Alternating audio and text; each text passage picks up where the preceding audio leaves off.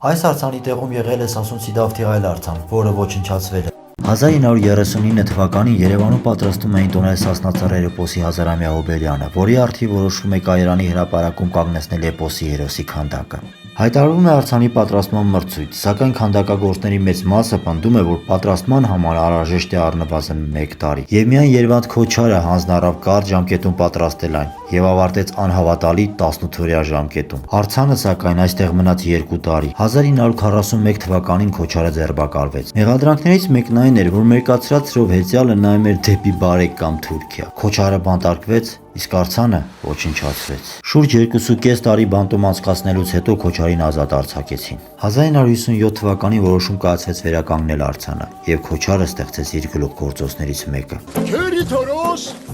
Էդովի Դավիթն է։ Տուն է դարձել։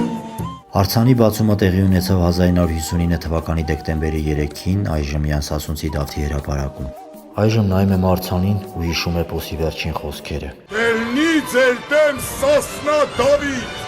դելնի ձեր դեմ Թուրք գեծագիր։